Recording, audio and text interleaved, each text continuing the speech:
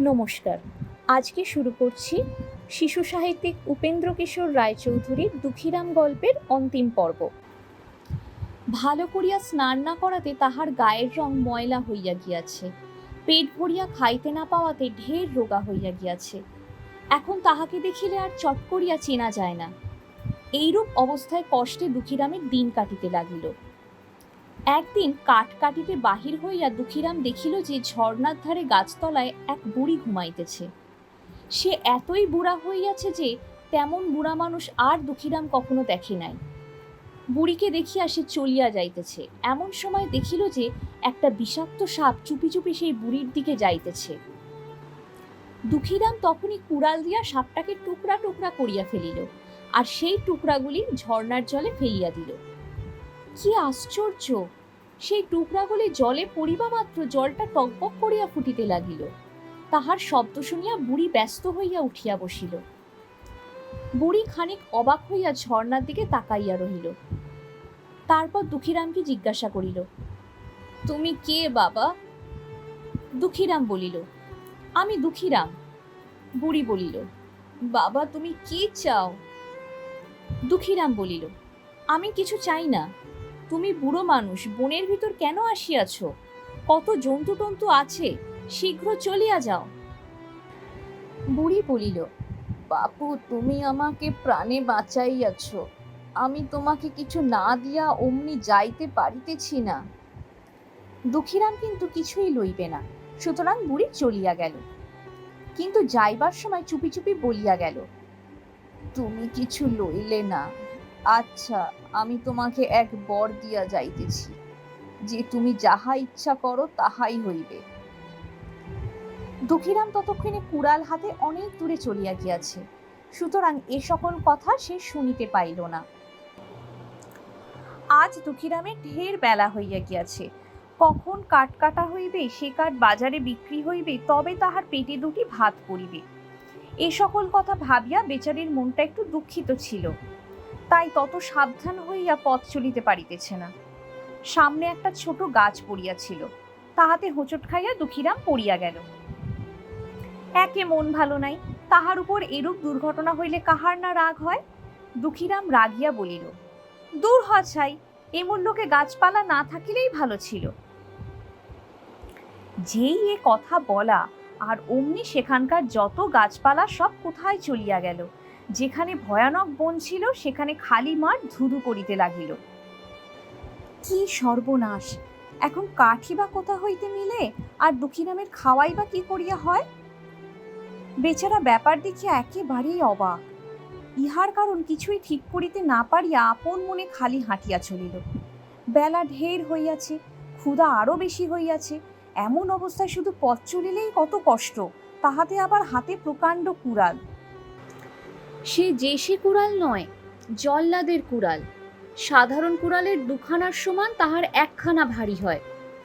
সেদিন দুঃখীরামের কাছে সেটা যেন 10টা কুড়ালের মতো ভারী ঠেকিতে লাগিল, আর সেটাকে বহিয়া নিতে ইচ্ছা হয় না। সুতরাং দুঃখীরাম সেটাকে ছুঁড়িয়া ফেলিয়া বলিল, আমি আর পারি না, অত ভারী কুড়ালের হাত পা থাকা উচিত, তাহা হইলে আমার সঙ্গে সঙ্গে চলিতে পারে। কুড়াল তাহাই করিল। কোথা হইতে মাকড়সার পায়ের মতন তাহার সব পা হইল, আর সে টুকটাক করিয়া দুঃখীরামের পিছু পিছু চলিল। দেখিয়া শুনিয়া বেচারার মাথায় আরো গোল লাগিয়া গেল। সে একভাবে চলিয়া যাইতে লাগিল, আর ভাবিতে লাগিল, হইল কি? যাইতে যাইতে দুঃখীরাম একেবারে নিজের দেশের বাজারে গিয়া উপস্থিত। প্রভুভক্ত কুড়াল সঙ্গেই আছে। সে এমনি ভাবে চলিয়াছে যেন চিরকাল তাহার ওই রকম করিয়াই চলা অভ্যাস।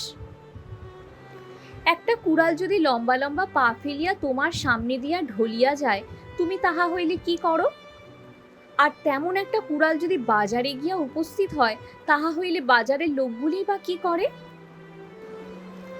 বাজারের প্রথম মোড়েই এক গোয়ালার দোকান। সেখানে এক বড়লোকের দারোয়ান ঘি কিনিতে আসিয়াছে। গোয়ালার হাতে ঘিয়ের বাটি দিয়া সবে সে পৈঠায় বসিয়া তামাকু খাইবার আয়োজন করিতেছিল। এমন সময় হঠাৎ ফিরিয়া চাহিয়া দেখে দুঃখীরামের সেই কুড়াল হাত পা শুদ্ধ একেবারে তাহার সামনে উপস্থিত। হায় বাপ! বলিয়া চারি হাত পা ঊর্ধ্বে উঠাইয়া দারোয়ানজি আপনি এক লাফে একেবারে গোয়ালার ঘাড়ে গিয়া উঠিল। গোয়ালাও তাড়াতাড়ি দারোয়ানজিকে ঠেলিয়া মাখনের হাঁড়িতে ফেলিয়া ঘরে দরজা আঁটিল। তারপর যখন দেখিল যে সেটা কাহাকেও কিছু বলে না, তখন দরজা খুলিয়া তাহার পিছু পিছু তামাশা দেখিতে চলিল। সেদিন বাজারে কেনা বেচা বন্ধ। বাবুদের চাকর যাহারা বাজার করিতে আসিয়াছিল তাহারা সকলেই কুড়ালের পিছু পিছু চলিয়াছে। তাহাদের বাজার করা আর হয় নাই। দোকানিরাও তাহাই করিতেছে। পুলিশ পাহারাদার সকলেই সেই কুড়ালের পিছু চলিয়াছে। চাকরদের সন্ধান লইতে বাবুরা আসিয়াছিলেন। তাহারাও সেই কুড়ালের তামাশা দেখিতেই রহিয়া গেলেন। এইরূপ করিয়া দেশের প্রায় সকল লোক সেইখানে আসিয়া জড়ো হইল। দুঃখীরামের সেই মামা আর মামাতো ভাই কেষ্ট আর হরিও তাহাদের ভিতর ছিল। কেষ্ট আর হরি প্রথমে কুড়ালের তামাশা দেখিতেই ব্যস্ত ছিল। তারপর একবার যেই দুঃখীরামের মুখের উপর চোখ পড়িল, অমনি তাহাদের বুকের ভিতর ধরাস ধরাস করিতে লাগিল। ভালো করিয়া দেখিয়া তাহারা বেশ বুঝিতে পারিল যে এ দুঃখীরাম। সুতরাং তাহারা তাড়াতাড়ি মন্ত্রীর নিকট গিয়া খবর দিল, মন্ত্রী মহাশয়, সেই দুঃখীটা আসিয়াছে।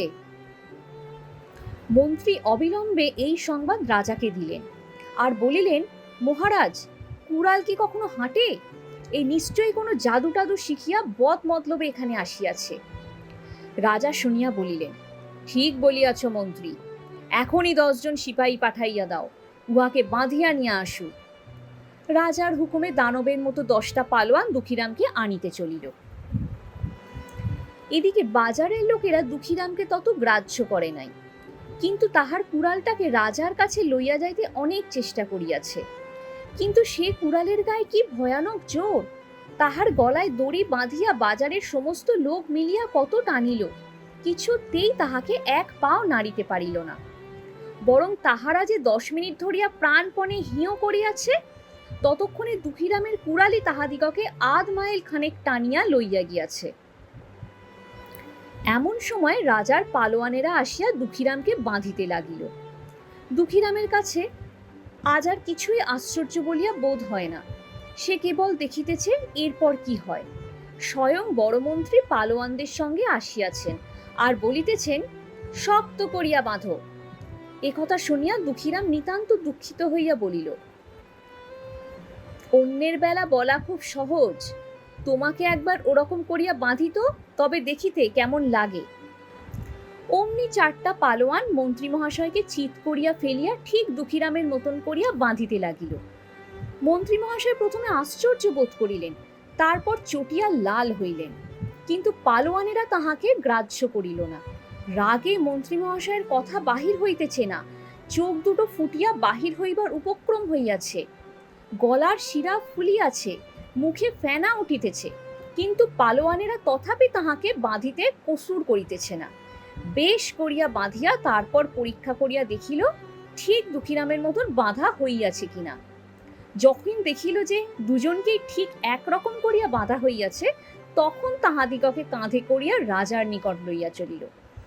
বাজারের লোকেরা এই অদ্ভুত কাণ্ড দেখিয়া অবাক হইয়া সঙ্গে সঙ্গে চলিল। এই সকল লোক যখন রাজার কাছে উপস্থিত হইল, তখন রাজা মহাশয়ের ভারী রাগ হইল এমনও নহে। মন্ত্রীর বাঁধন তিনি নিজ হাতে খুলিয়া দিলেন, তারপর তাহাকে লইয়া দুঃখীরামের বিচার করিতে বসিলেন। যে সকল পালোয়ান মন্ত্রী মহাশয়কে বাঁধিয়া আনিয়াছিল, প্রথমে তাহাদের ফাঁসির হুকুম হইল। দুঃখীরামের সম্বন্ধে একটা হুকুম দিবার পূর্বেই আহারের সময় হওয়াতে মাঝখানে রাজা মহাশয় উঠিয়া গেলেন। খাওয়া দাওয়ার পর দুঃখীরামের হুকুম হইবে। দুঃখীরাম বেচারা সেই বাঁধা অবস্থাতেই পড়িয়া আছে, তাহার চারধারে বিস্তর প্রহরী আছে, দর্শক দিগেরও অধিকাংশই রহিয়া গিয়াছে।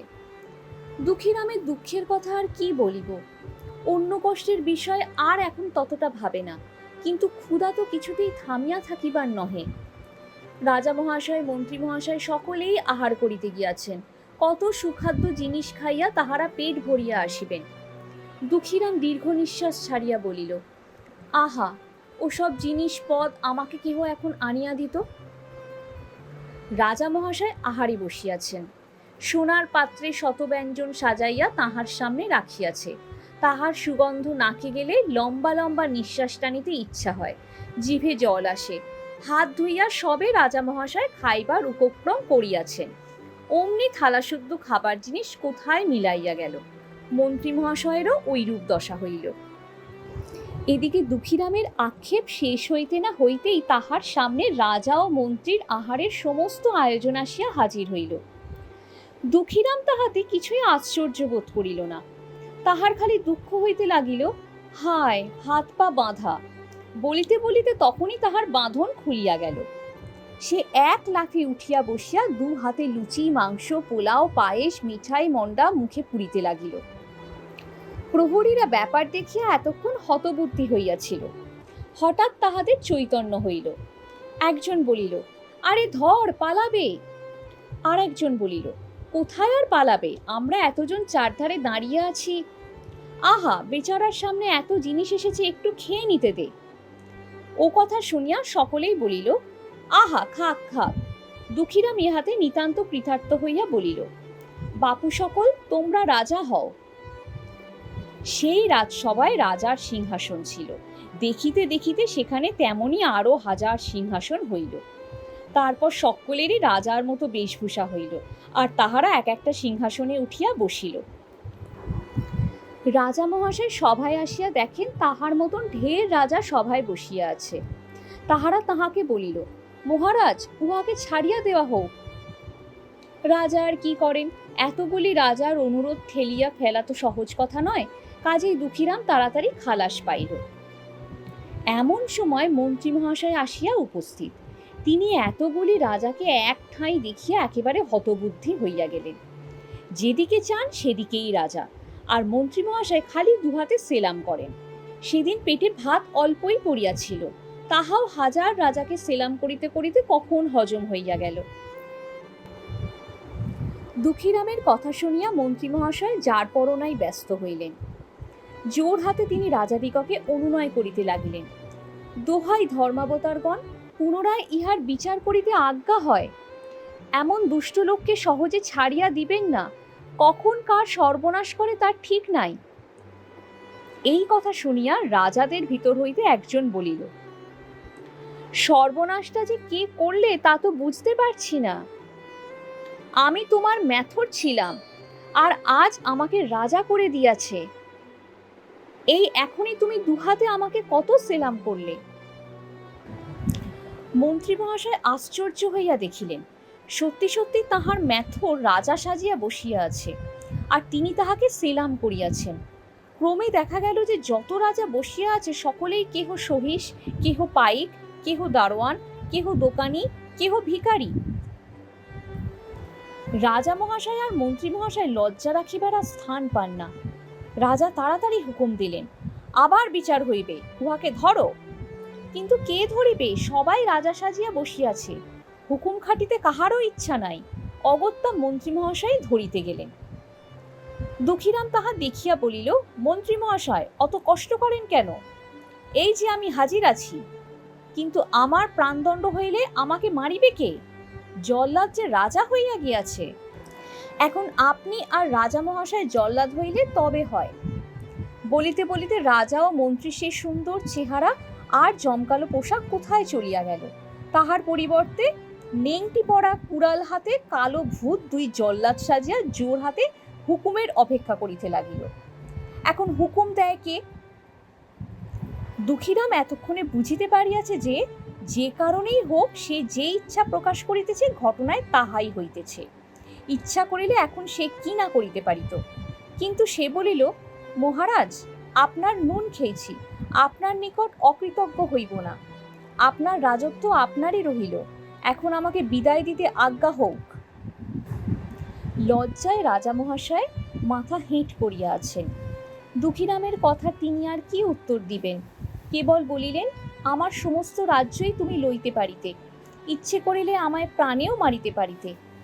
এখন তুমি যাহা বলিলে তাহাতে বুঝিলাম তুমি মহৎ লোক। আমার অর্ধেক রাজ্য তোমার হোক, আমার কন্যাকে তুমি বিবাহ করিয়া সুখে রাজত্ব করো। দুঃখীরাম রাজকন্যাকে বিবাহ করিয়া পরম সুখে রাজত্ব করিতে লাগিল। আর সকলের কি হইল? মন্ত্রী মহাশয়ের সম্বন্ধে দুঃখীরাম কিছু বলে নাই, সুতরাং তিনি জল্লাদে রহিয়া গেলেন। যাহারা রাজা হইয়াছিল তাহাদের সম্বন্ধে এক নতুন মুশকিল উপস্থিত হইল। রাজা হইয়াছে বটে, কিন্তু রাজ্য কোথায় পাইবে?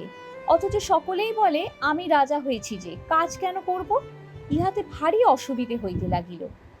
দুঃখীরাম বলিল, বাপু সকল, তোমাদের রাজা টাজা হইয়া কাজ নাই, তোমরা যার যার যোগ্যতা অনুসারে কাজকর্ম করো গিয়া, আর সৎপথে থাকিয়া সুখে তোমাদের দিন কাটুক। গল্পটি ভালো লাগলে ভিডিওটি লাইক করুন ও নিজের প্রিয়জনদের সাথে ভিডিওটি শেয়ার করুন। এরকমই ভালো ভালো আরও গল্প শুনতে আমাদের চ্যানেলটি অবশ্যই সাবস্ক্রাইব করুন। নমস্কার। সবাই ভালো থাকবেন, সুস্থ থাকবেন, ভালো রাখবেন।